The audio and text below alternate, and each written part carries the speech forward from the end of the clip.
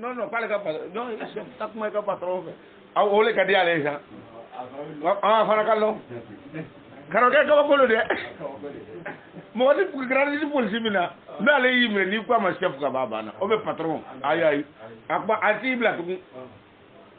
de donc abitene olu mo no binino ko ala ka kuma kan kera wajibi aw ma ha ala ka janame donc kuma kera wajibi aw ma jenke na siga to rafiyo yere o yo le fo inna e kalo anu ja anu bela jene ko ni la ja e ko na anu du janame lo kono de na on bon ba darale ka ko ngolu bu négociation be lahara e be kuma mu former ke ta mena o ta miere o ta na folo ko arbu sobi ale sobi ko so berebere age waina ko anu tu yalu fili berebere e galo no jate ko na sabo anu kon tun kera gawi am yalu le flenal may anya mir ko na antara silahara o bien ni akonye namna barka sat nomna am singa sangi fi gramba on nal mon fle quoi ja kunina e galo anu jate ko na anu le kon kera gawi jaune binal may o bin biya fo yere ma melka o tobla o ko yere jaraki ta kuma fo son biya fo ma melka o tobla ati dabla o be esep sawari wallahi anun ti amiri ko aw man ke gule karamo munun tubbe ba faranya na nyamiri ko ti bien fe anyamiri go man ke antu ko ambe bien le yala folo na na se na sakto sira da am barka kelmatu sada fo ina fo mu barako aba fo ko ita fo ko kala ke nalmay c'est demi satma je kelmatu sada fo o ko o bole fo fa age wayna kom anti yaawle mir nalmay ko kuna baraka ni monu fo walma nayni ke walma ansa na nyaay ko ansa satma sira na on korra fa sawti se ka jugere ke nyama duguni anti se ka green to anti se ka doyere ke o ni yere ka doro verde mimi ga bambe su njol biya bi tien o antu ko tumuno masira amana na tubi antu wat male e masaka tubi izin tuma somna fanga bi re kabla oh yani ka diga jaran ke ka sufi faniti ana nyito ka de amado anya so atu far kun don de amade yana kasa ote donc abitene o mo ko obini le fo ko antu ya onal mo fle ha ja an ya ol fle nal male fa in ko inna ka soro anu jate ko na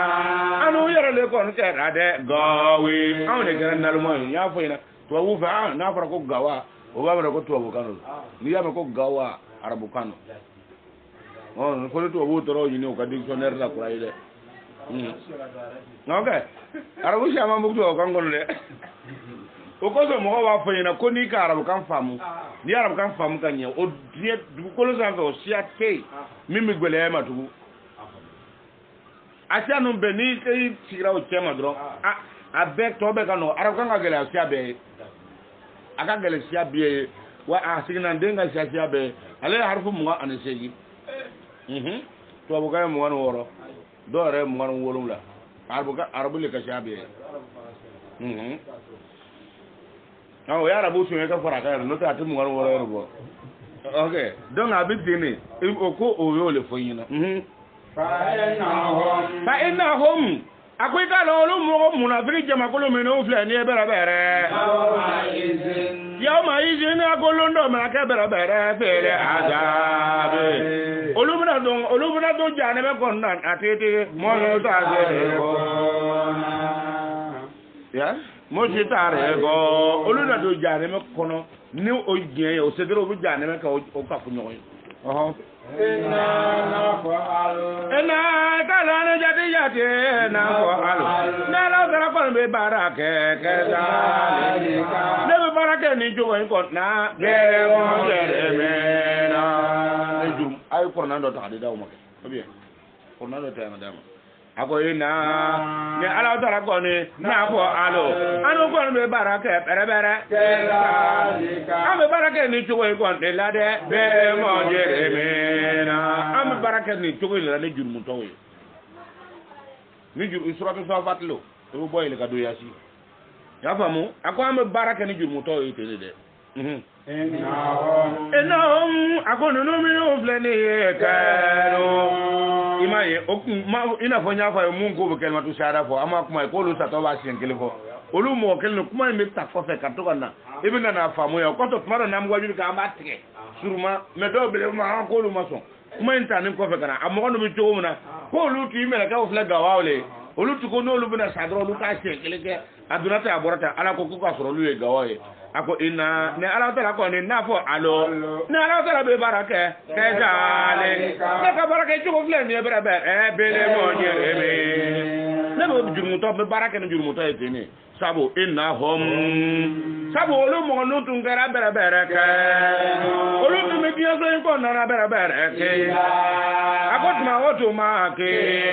ni rasulu ne ka jide na fo e bere ala na kuma olu be bere la ko ka we o ga lon ka fo ko ti were kon te bere la ilaha illa allah do la ilaha illa allah aka bo mi le bidiya lo inya mu go fali korna ya no bidiya e wani korna ya la ilaha illa allah korna ya no ama ban sawa ako tumana minna tako mo on tu bitte no wa am flen nalmanye ha ko lu sa to ba fo asato ya sen ko fara ko ta fe walma asato ya ala ka bodi ngende ra maseka fo ni min ba fo ka ko ba ko ko de ima kuma ndamne ni ye kana se ya ma me tuma do aka waju la ba tan ni ha na dro la yini famia no mi ya belebele o ka se ka lo no te ya abe mi fo yina ole yini ako mo go bitte ni ale ala taala ya fo o yina ko o mo nunu ale ala ba baraka no to ko me o mo to kera izaki illa lahum tuma mena ni kidenti ya fo o yina la ilaha illa allah ko ka fo la ilaha illa allah mu ke ya ke ta ke bero o bo e ke tantan fe ha tantan no fe ni ka o yemi dara la ilaha illa bara le taura anga baraka shawma imai o ki ma ku kan la sel wati ka fo la ilaha illa ni islara ka bon e ka ta ke barati mu no tuna sigiwa me sel wati no la ma fo ka sigat le bane sel wati no la ki ka fo ko ta tele fe ko ka baraka shawma d'accord af ma ala fle ga wale wa ala ko wa atara yele sor ga wayara ya famu o ko sa ku ma ko o mo no to be dia kono na goro yo tumo tuma ko la ilaha illa ko ka fo la ilaha yastaki biruna o to bo yara bonyele ko yara bonye ka ba la ilaha illa allah folima yae wa yaquluna ulubitu ka fo bere ele ko anu ka fo la ilaha illa allah e ba fe anu wa la ebo e ba fe anu ka ye ka to le wa ale adina e ba fe anga ti anga ala ye ka to te ele dom la ba kon e wa asima juno dom la ba fato bal frijo o kuma ye ka to bere ako ale je na ka soro ke na bere anana chien kuma le fo alo nyena wa so aba fe ka chentri yake ale moro sale Muhammadu ba fe ka chentri yake ale moro sale sayira la ko nabi ibrahim ya fo ko la ilaha illallah Muhammadu ba fe ka chentri yake ale moro sale Musa la ilaha illallah fo ka baji tigani mo ye Muhammadu ba fe ka chentri yake ale moro sale nabi isa la ilaha illallah fo ka ko ke Muhammadu ba fe ka chentri yake ale moro nuhum wara kurun kono ay la ilaha illallah ke Muhammadu ba fe ka chentri yake ale mor salena bismillah mujra wa murusaha kurun bollani la ilaha illallah ye Muhammadu ba fe ka chentri yake ale mor salena kurun taray jo udu kuru ka jorani la ilaha illallah ye Muhammadu ba fe ka chentri yake ale mor salena no te Muhammadu ya ka ko boninte anana sorti do yake aba fe ka chentri yake o ka kuma kana aw ya la fle gawai ka Muhammadu fle gawai kwati so jaw yere le gawai njalu yere daji sore yae abitene innakum aw na makarkan depuis kuma damna bo kan makarkan fo akoma innakum alu koni la daibona fo alu kon kan ne ke ada aw ka keto aya keto ko abuna jangata ne donc ko sangrade ki ni ko ama ko chef ka bawo ika ke ko la dai ko ibina asara parce que atesi ko foi kero ale kon bisa ki imne na le yimna atse ki bla tuguni adot na foi ko ala tise ki bla ikata onge ale kon mu ko chemale abu fo olu bele da bu fo lo ko kuyun kana ale kay de kele ndoro no olu bisa ki imne le no tise ka mo bla a emina ka ba chef yi am kwara ke bla ati kwara jogosi kele bla donc olu bi tene sangrade donc mele ka fara bi tene ala nyekoro jogosi nasra sita bolo kele bla emina ko ba emina le ibi bara ko chef ikwaga atina fo ko ale fawra ibi mu ko fo ka tere ba wala wa kana ni momli kana ga moto chekata ba ke tene ale wano e moto nun chetu mo bale le blatle ko re moto nun koro base ko fele yorra tu boy de ay ale tere ko mo le o inka ko inke to won to ina kun amna alu lazai kul azaba abu jangata indene atte ki blaw ole de aka ko ko so ni sitara mo na kuma na aka chole ka bu mais ati se ka ele kuna fone ole da e ki yere ni ka bo o tene la ga yo sangra de bi mi do le han naka mo fla lo no ma ba ne bi kuma da bo boy ko ka to ka ta woro kan e ka ta fa ko chef o lu gamni ba mo ta fa ma hala muso al ne muso ba fa muso ta fa ma fo ele na ha ka to ko fa ma ane alle be bla abu tiri ba ya yor ne la sai ku ibna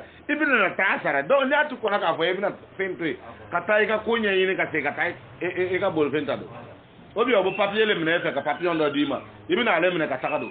oh ma adu tira wa o papier ati ko fa na sebe ole ba bla o to mun mun te onge ati ko sebe do ata wolo ka sebe ni sebe ti ba je de ngo sentir le kuma e do te ka sebe do ka sinye fa na do sentir ta le raw awala mo sebe ati ko fo sebe sentir tara donc ni bele be ni fana be mo ko chema ni to ni ata o ma langolo ni nyon fana bi lon ba o chema jangata bi dawo mali awa ke to ko abudu jangata kono min lon no aw kana sigara fiyo wa ma tujzauna ako wa ma tujzauna natalu sarani foye barabara ila ma ne fune ba usarani fe konne ye alo kon ton kerata maro aw do bara min kana ba usaranole aw to saragwansale iminke ibi saranole ila ibada farwata ara ko ni mi ga ko sarna ya kuma ne yake ne ngatuma do be adama den nyena adama den bayi ko ala kasuma note mo ko kanga sarde fete glanen ka bam pew ka mo ko sero na afenke beke ele bi na don tere gbangban fe kalo woro ko ele ka e ko ina na mu so ko ta nyefe no to ta nyefe e bi na so ya mune bayira abasaka kinyolo fuyina ngo fenyeto ko chido mbini nyini la do akina inna sina wa kana onyene keto ele wuru bi to ko fe ni ka akina do olu nyene ko to abasaka chebulu me ko nyamo gole keta karaboke no ta fe ba so rewa wal ma inna na kwibido ibara do lo na oyigbewa no tu yigbe ba ko ta nyefe o migbewu nele sina kan na isi to lonche enye bi minna cho onye barado otewa ni solution bi bolo kana fankwele betad la ni ba folule ngolule asigira to mina na be dla ba dla na krimiye ele ka solution do lu mai kasigi o e ko fo ele ka tadla e tara panja po abere manga nga farafe nga yere sigira kan kwele ba dla asigira ni duguma sa ja po abere manga nga faraka na ma ye ko abdla abutoro jale ka dla na akliye ele ka ye ndalo ma ya fe o yolo faayna ko demsen wuru se ngadi ka tebe tokor bataka nga tokor ba wuru ko ngolo nga tebe demsen wuru kande ase ngadi aka kene wuru demsen tokor ba wuru ndo ko ngolo nga tebe kande ele be kata aki samariwa ha nana kana asoro mimbe enyebe mina solution do ma mais ne lebe ki yere ke kuma e fendo e kasoro e fati foye o do na ta jati mina kata hey ni bi ka yere ke femi ye nin to ye de nay nin to ko kata dilla abiele be che o ko itna to ka ta pasi itna se ka dilla ibi ke yere le taka ko iso ta nyado ita yere tidlan ke la yere yifana wana tara ke ale be boy o tumo ta le to jon ba lo mo ta le to wo to mo ko alu le yake ale be ta fara mo ko ngene matunga tuka fo ko alu le yake asi sabarwa ha ile nana kalo woro sankele yor wo yor dro ile be ka ye ko yor biye defo atoyte mo ma boy kara yor inde ni kan defo yor ma tayba fo nyemo ne kon tu fe ne biya keno tam changer nyamu go wuru nu ha tam changer o tam changer ke tam changer mo ko le changer ni ya ye mɔgɔ ala ko depuis corona na tan sanjira mɔgɔ da norno tan sanje ko nga kafri lo no ta corona ba no na corona sera do sanjira tan sanjira bi go ala ba fo akuma tan sanjira sisan tenke na fardan ba o seren tele ko aya fara nga ga wula fe tan sanjira ako ye ka ya warma sungalo sera ay sumbli nyata sumbla ko mo tan sanjira to korti yeni an kan fa anda yeni an kan sungalo ma ama fo ko ni na ko ngabla tan sanjira mini ko ne bu ko kalama ni bu kuma tammi sa ye fem munun kono o ye fem munun be dana diena ya ngala ta tan sa ya kono de inna na so tumna ba no na ile alo tan sa jira sa kuma be ni to ina te amana na la hasara kel buara o be kel bara kel buara parce que a kera o o be ay batu ke chama amna kel buara wura kala fi ako yo kan man sa ati fara mo afo ko alu le ba fa ka changer aw le b'a fɛ ka changer aw le b'a fɛ ka charia moderniser quoi b'a changer n'o tɛ temps changer ko tɛ dɛ ay fara mɔgɔw ra an ka tɛmɛ a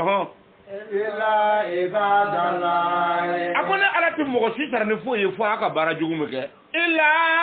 arifo nafi o fo n'a kɛra ka mɔgɔw gbɛn ka bɔ bɛrɛbɛrɛ e b'a da la i ka jɔnw b'olu gbɛn ka bɔ halaki cɛ ma olu m'u tu kɔnɔ gbɛyara jati jati cɔcɔcɔ n'olu kɔnɔ gbɛyara mbolu wule bo jama jama olu ti to a jama fiu ela e ba dala ko na kera ala ta ka jon ne ye ala mo kala olu mu kera kala su ye no du su kun gbe ala ye olu le ti nyangi de aha olaika ta lolu mo jama ako garsige belebele ba kera bere garsige bolu mo no ko ni ye alo mo garsige mi ibalo garsige belebele ba so ma da fɛ ani wula da fɛ ni ala ba garisɛgɛ d'o ma a do personne no do a taara wari ɲini Amérique a ye wari sɔrɔ ha ana n'a ka nafolo ko a bɛna a seeti dɛ ana ani joli ko a bɛna seeti dɛ a b'o fɔ ele le ka se k'o fɔ seeti mɔgɔw ye o i m'a ye wa kuma na t'a sɔrɔ ninnu fana fila bɛɛ nalima jɔn bɛna kuma o fɛ komi a bɛ ko a bɛna seeti dɛmɛ seeti ma sɔn seeti k'o ka deli a fɔ a ye ko a kɛ dɛmɛ i ka seeti wuli e n'ale bila bɛ na komi a ka di ye a kɛlen dɛmɛ i ka seeti wuli sa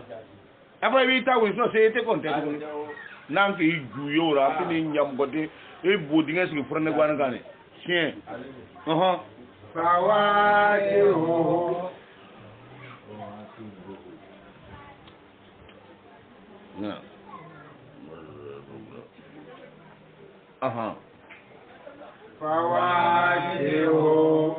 fawakiro ako jigima fakera bɛrɛbɛrɛ ako jigima fakera bɛrɛbɛrɛ waho e k'a fɔ olu mɔgɔ kɔni mɔgɔ kɛra na olu na kɛ mɔgɔ baw le ala ka mɔgɔ baw a ye minnu fɔ yira ko ale bɛ garisɛgɛ ba d'o ma sɔgɔmada fɛ ani wula fɛ wa fawake ha a ko jigima faka bo olu mɔgɔ ninnu ye bɛrɛbɛrɛ waho ni jimina olu arijina den o filɛ mɔgɔ kɛra olu bɛ kɛ mɔgɔ baw ye ala m'an don olu hɔrɔnmana ala k'an fara wariɲɛdenw kan an ka batu ala k'o minɛ an ka kojugu mun n'an y'o kɛ an ti mun kalama walima an ɲɛnikɛtɔ mun tiɲɛna an bolo n'o ye kataw ye ale ni sinaw ye ala k'o olu jurumu yafa an ma n'o tɛ karamɔgɔkɛ i ɲɛ b'an sigin na tan mɔgɔ caman ka ko caman kɛ dɛ mɛ an bɛ yɔrɔ ma jɔn de dɛsɛra ka bɔ a la an cɛ ma yan ili b'a bila le ko a ma fisa n'o tɛ karamɔgɔkɛ mɔgɔ caman ka ko caman kɛ dɛ aa kabako lo dɛ wurudenninw ale ti k'a fɔ a tɔgɔ bɛ ɔhɔn sula a fɔ bakɔrɔni ale ni sula wuru wala bakɔrɔni ni wuru lo kɛ ɔhɔn bakɔrɔni ele na wuli o ko ele bɛ taa kalan kɛ sula fɛ ɔhɔn a taara sula min fɛ f'a bɛ taa kalan kɛ sula k'a commencé ka bakɔrɔni kalan ko kunkurunin yɛrɛ la fɔlɔ a commencé k'a kalan ko yɛrɛ la o e da k'i tiɲɛ ale ka sinɔ ma ha ale ka bi ka leçon lɔn kunun ta ale ka kunun ta lɔn ka bi ta lɔn sini ta k'o lɔn dɔrɔn o tile saba dɔrɔn e dara kogo dɔrɔn de ma e ma yiri sɔrɔ vraiment ko nin ko in ka di ko n'ale ye nin lɔn dɔrɔn ale bɛ taa terikɛ kalan sula ko a ma ko i terikɛ ye jɔn ye a ko ale terikɛ bɛ wuru le ko ale terikɛ bɛ wuru ye dɛ ale bɛ taa wuru kalan ninnu biyara sula ko kalan bɛ lɔ yan ni nun kana go yirle ba mo yona ando ya damne ko ora amana yira yirle ne bana tayele kana yiri yira be ne tara yitere wuru karara ne ti boara o korle ku bi jugu ka e bi jugu kala wuru nunu ka ko lo de o me andala ko na ke jugu yire la do ika boy ke mo fa to ko jugu okay no de be karamo ko fe mo be karamo ko do ko ngo ka kala ne wona be tla ka blawara olu ka kala ne wona be tla ka blawara do kwati bi min fora do ye o be kwa ati sere mi ro kwa man etika dole kala mi etika mule kala kwa ko defo bi ni yore da ale do yele kala ra ni defo barawo ele yere e ya nyin ngawa e ka wulu do ga yema he ja mo gora do ta bota karamo fitrima wale man di dampen foye hale ala yere ka boara adama de yere ka boara fitriya wale man di dampen foye aisha warde atiti ka ta war nyini wa atiti ka ta fen warake wa kanum blaka o kala abuna ta fitrima wale o tigma bi karamo kawa kolo de sana no ta wurdeni ale ne sulani fenga ko karte ba ta karte ni le flat le saba le son ele sina ka panga ma ko ko ele person no ko ne ka le son no longa bawa ko ele bita itir belendo be ko alulu ko be ko to kala ako ko itir ako mo do mana ya ko itir bi jona ya ako wuru ko ale ter le bu wuru sula ko ma ko ni bita le son amba lo ya wanti le ti ko ba da na ko gunguruma no ta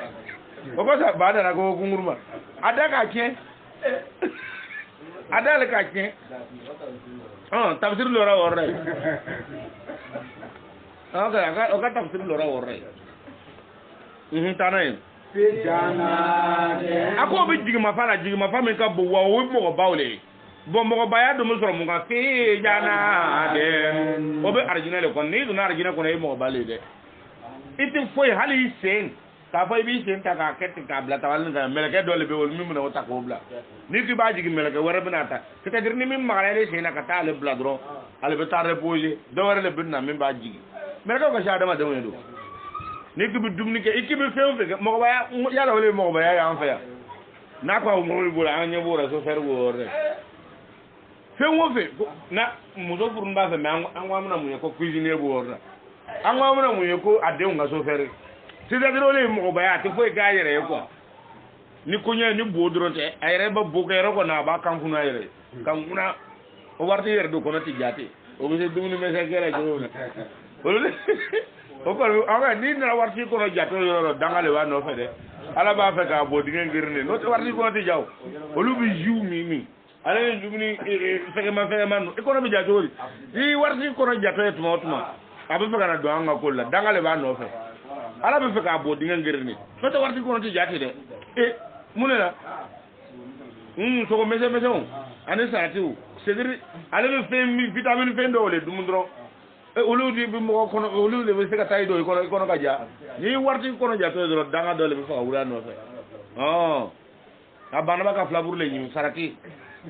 yala olu sarati nyimi ani ya to be on to gato no pizza no to o be regen dawana bla ka baru ke no ya no ga suno num be bla no kono be tay ja jo wotma ni ya kono ja to danga le ba no fe ina sura ka ne rele mo ka kolo kunu daga de abe ika warti ko ja ajo ga yugo atara ne ran le mo ga ko lokuru no bolera o ti kum warti bo dara o fa na re be min gara ba kasit mado e be na o fe ima ye pe kum mi mo ga ko lokuru o to fe kum kere ko lo tal no re rejen o lo bole lu to ani ko ne warti ko ya dangal ba no fe de fa ndaw nga fe min do atara fa ndaw nga balole dum o le ba sege ala ti so re itini tade ama anga min so ebe to dumuna ye ala be boja no tanay ako bi arjina le konana anin naimi ka bon nema na arjina min nema yanno ko sebe na sira sumunu ma amba fo ya am bitando ko bitaye sey ala sororen menam ne renya tara ko e ba fo mutakabilina akolu nongo malani bebere ala soro olu nongo malani be ka o ka dilan o ka matla o baba o kan bere bere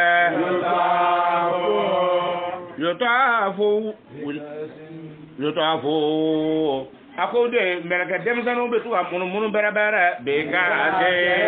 o bu munu munu olu jema ne bere o ko ni alayhim o jema ko melaka o tu am nongo malani bete ko mina fo yalla sura o la jogo be sura ka o le fe amo ye sura ka o le fe bu tapi bawla tapi no ibilla kan hali kolo talon tapi bawlo me akam maka ani matla bawa ko lu la kan ka ko warti ilalo do mo ba lale ni ka fa depuis demul do ni ka ya bulla to ko faso ina ni ma buga bulu tiga yin ra la to do be ani sigi jogo ni ka ya bla gorra ko ngagbeni no tatina fo nya ale president no bale ka sale ka luta nange ay ka sigi bla gorra ta sigi sey do kono ko nya fo ka bulu je te kasse fla melege yo na agbe bere ni ba agbe ngaboy edina barakele wa obi ay e bitala dro jebelo ka tala ka bolo blando ngom ko ka keti ngom ko bayalo e dire o ray bolo e ma je bolo ngir ka ta to ke agbe ngaboy hali ya e fote ko ta agbe amne kana do barawerra tu ta do megen tinara ah seju ni ka do barawerra ti nyo ta do megen tinara abe du ni ka do al fay patron ba ku gbase ni kle di ho ga ke ya do barawerra ba ta la ya do megen tinara yalo megen moto megen tin e fi yala olutike o yerta e to no na na lula fe yana ka ko ka gbe ayre ma sukura na tara turndo ko tato ale bu ni ka gi o façon ta du megen tinara ado te atina ka hoyi ibita du megen tinala donc abetene akoy mako olum mo gono no bitide akoy yatofu yani yatofu le wel danu kuma bo yorle no fe ya famu o ko so ba fa ko yota fo le wel danu yani demesenu meleke kemanu dem kemanu wel danu taramme kuma ila yini o ye pesi haya wora ba o yatofu wel danu o fona bo fena o e to ramane je pense yae donc o ko so na akoy mako yota fo meleke kunda makele on denyen demsenu de sedir bogoti ni kemanu olu be munu bara be ka sin ni ver kupuye anga temi ver nun tere ver banal mom biya ne do jimi ale tere ver ni kaye ajuka mehe asanfela ka bonboni ya yetuma do fi wa barka ye komi jilo ave glisera o ko abu fo le mako bika asin ver kupula mom ko bu munu ora no ye alayhim o munu no ya awche wati be mi vem ba kono eti frigo ye nga mi vem be suman no min ma kaloke ala kan do alo hormono de akoy maye ko bu munu min ma inin ka bon nema na dro nema wole ba kono iba mi jabeti tara soro ye law tara walma ne ya mi masaka suno ha ko ka kola ni ya mi ko masaka suno ngo boy ifa ni ko ka kola ka mi oh kale ka ko ka kola bi ko masaka suno ngo karoke ah imai ibi karate ka soro foi ah normalement madora ma mo bar suno ma ne suno wala tira karoke abi tin de beida an ako obake ni fwe ma one bere la odi gbe ma nu mu fe oni nono kene o amba o me se ata ni nono kene yalo nono kene ya dide la famu o mu kara flower yo no lo kara nono mi ma o lu ta la nono le mi o lu ta la no ni ko flower ka nono le do mais o abijan flower fa to ko abijan flower mu jile mi nono place da ko nu o tu nono soro ala mu nono soro bi ka temo ka okay mu jile to fa na soro no magbere mo siura amaka ko wore jom ko o to soro no magbere mo siura donc akui mako beida an ako gbema ngbere ya o sen gbema dum femi man sanu ako femi ka sanu agweri lo c'est-à-dire a horo nyari lo ni fewer ti nyamara no kuima ko aw yala aka jude mangnunu jidon bolura jidana no jidon bolura c'est-à-dire no na ne qualité mi bedo agbe ya no aba sun yere la ras lo jima nyamara muna no juye ka dime abami lazatin ako diane be bere le jare ako o faraka di dakar de o min fennu ni ya mi kwa ka di li sharibina dakar da ko sebe akadi e dara mi yorra ko sebe akoni yo fana min ka fo aka jinu be ngo yo ba alcool don gara o yo ba ko ka fo yin do ma ko ka fo yin ko ka fo yin drobi to wala do drobi do to wala no te mu fe anga ka fe mi yara sa ko susu na yo jibo ko mi am su no e tra ta ke yin na ka do gazi do na yara mo yara ko mu ko ga dango mi jama jo do i nyabi tike wa ko ka fo yin war ngo drobi bara afako drobi bara oh tere amu mo fla ngoro be sno be sno re sno e be jinale yo hali jinale be sno e timele ka ye foi ha o be ka ye jo juma donc akui mako akoi mbitene akoni bitem bara fana binin chogo ilate akoni ya mit banamina ami fe foson biebe ni ko makwe bi liker fe e ba liker le fe ke to arjine kono ko o likerim bina e ba mi o buke ne bara o gazi kele ne bara me la gawulun ako mana kanti mi fi ya mana kanti mi akon nana de ka fo ko ya mi o e ka mi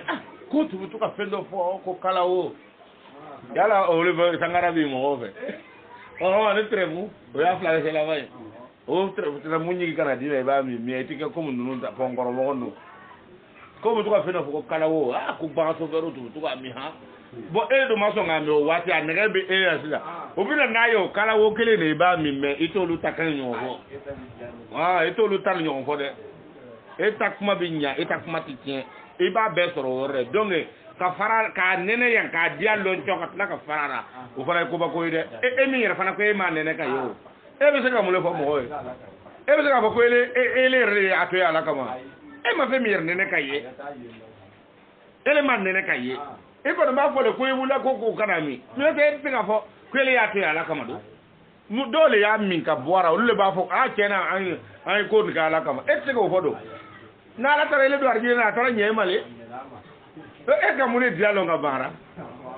ha abako ni mo wula ku ka musofuri ba musofuri to ma na fu tara sai che gona la manti na la tare do arji na nyene male no te elere mune nene mo dia folo nunu fe nu yere bonu ko ra dia yere folo ka lo ko elere kera mo ko ka la yere ka to jama mo do ko na ni ka musofuri samula no te e ka doro mi bi jama mo ko na o doro le iblora e adobe ni tla brada me ka jama ka yi ko ele kera ele farra mo ko ka ni mo kuma na ibo kuma ka yi ko no be gele ka salati gele o e musofurle ni ka mo ele mo shike iko ele rem fala ma do e ma do don ne kene makaye ele ko gele liman ya be mi il ya rebe mi sa c'est à dire tane nature le do e tubuli o yeyiti and mu kala lara de ba wola asigala lo e tane nature le e tane nature le donc ni mu ya ka boara no lu bu kuma yoro me e may ngakuma e tane nature le do mais ala fana bo fe ala kwa kana ke oh menando na ale madia kono to wu ra ko to science nando no science kono etane nature le mu yer baye era bo mu yer baye ra ko ko e to bu normal mi na mu bayra ko le ra bo normal la tara ka ko lo de donc abitene akoy ma ko ni nunu ke ko mana kanti men la gu wa la gawlon da fa mo ko gawlon da fa mo voilà la gawlon akok makamu la gawlon ko makanya mun ti to bere kuma kanya mun ti ale ko nana wala olu fana maka bere olu na saniya yere dayele bere ka fo olu na dayele ka saniya ka bora o ti ke mana kante yi o be ka fo olu nogora ko na bora o te fana affaire voilà donc on a bitalo ya sini na la sona amba sange parce que au côté ko eselo nan tara anga wuli jona ka fleni mo mana angbe ta ga to aku mbir ni kanyina be dia to buna agbe amba se ani sini buna ta mi fo antino ngi c'est te donc avec sini la ilaha illa la ilaha illa la ilaha la